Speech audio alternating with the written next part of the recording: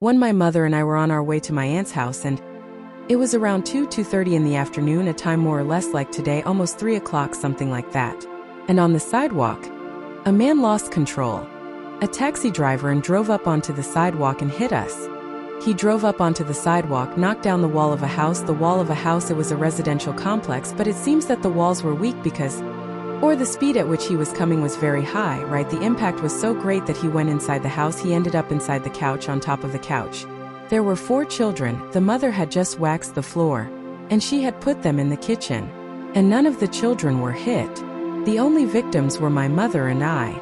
My mother suffered a head trauma because with the impact, the car hit the corner. She went over the house but hit her head on the wall and passed away. When she arrived at the hospital, she passed away. And we were rescued. At that time, I'm 64. 40-something years ago, right? 40-something years. How many years ago? I was 15. 49 years ago. At that time there weren't so many cars, few neighbors had cars. At that time there was no such thing as staying at home. Who rescued us was people stopped a bus and put us inside that bus, and it took us to the emergency room. The last vision I had of my mother. But I have a very clear idea of everything that happened. At that moment I wasn't in a coma yet. I saw her, and I saw her from the same plane. There were people holding her by the arms here, and she was lying down unconscious. She wasn't dead yet. She died when she got to the emergency room. And I saw her from the same plane. When I got to the emergency room, arriving at the emergency room, I no longer saw myself on that plane. I saw myself above. It was 1.5 meters, 2 meters above my body. I started to have this kind of vision. Then I was already entering the coma process. This was explained to me later, because then I wasn't lucid anymore. I had many fractures. I had internal bleeding, perforated peritoneum. It was very serious. It was very serious, and I had 5 fractures in the pelvis. The iliac bone touched the rib, so it crushed some organs. And the concern was a liver injury. There were a series of serious sequelae, really serious things. So much so that no one believed I would survive. And then I started to have the visions, which weren't all the time. They happened, and suddenly it's like I fell asleep. Then I woke up. I watched a friend of mine. She is alive to this day. She can witness to this. I talked to her. She arrived. First my aunt and uncle arrived, her husband, and she cried a lot. Funny thing is I can't report. From that moment on I can't report pain or suffering. This is very important. I don't report pain or suffering from then on.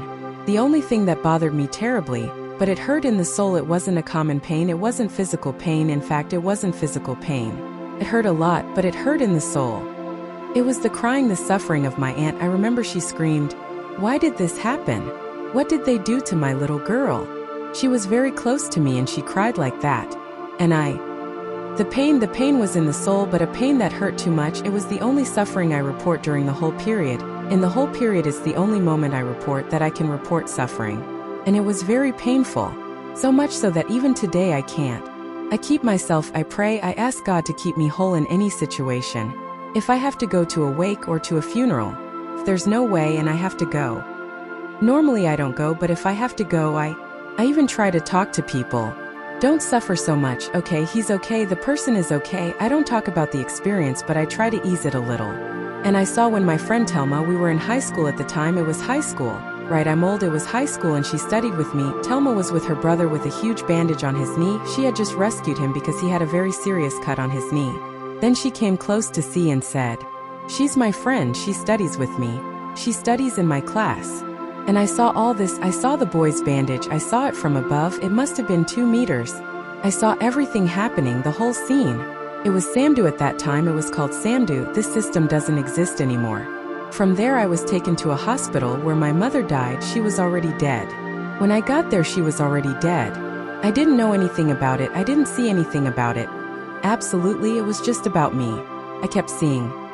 They were flashes. It wasn't all the time. Then I saw.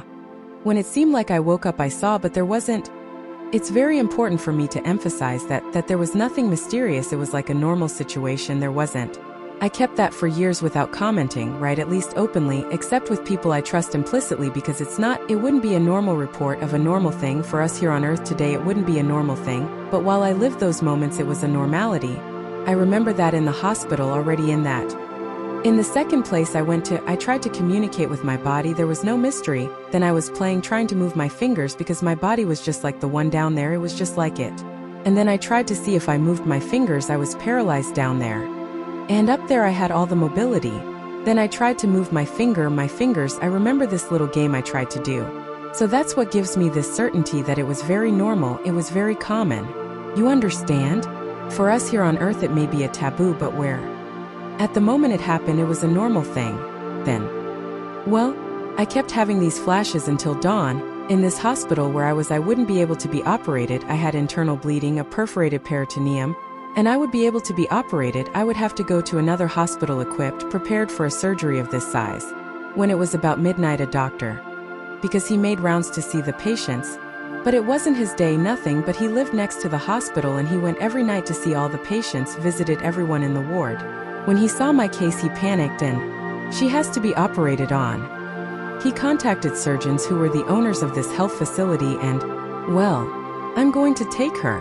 He warned my relatives, the hospital administrator tried to stop him, that I didn't see, that was the story told later, okay? I saw my body, I knew when they were touching me, it wasn't all the time. When they took me to the ambulance, when they put me in the ambulance, then he went to the key room and said, I'll go. And he drove. Then he asked the nurses, who presented themselves to help him, under penalty of being fired, right? One of the nurses, Irene, whom I am very grateful to, I never saw her again. But I'm very grateful. Irene went and an uncle of mine who had nursing knowledge held the drip, and he drove the ambulance and took me to this other hospital. In this hospital where I went. Then I was in a declared coma. It was a coma, a real coma, for in the afternoon, it was already midnight. Then, when I arrived, my father already too shaken because of my mother's death. When the ambulance arrived, I didn't wake up from above.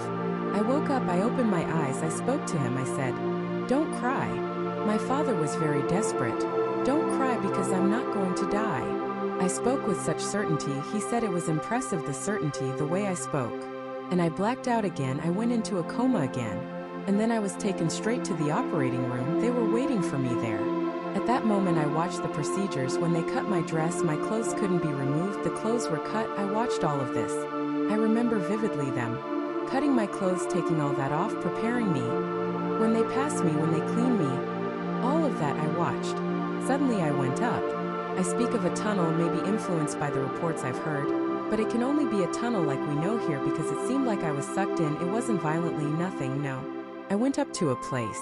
People attributed it to a tunnel. I didn't see a wall, I didn't see anything, okay? But it's but you go up, you understand?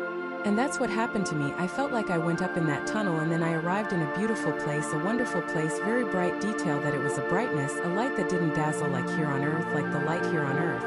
And it was immense, but it was immense. If there's heaven, that place was heaven.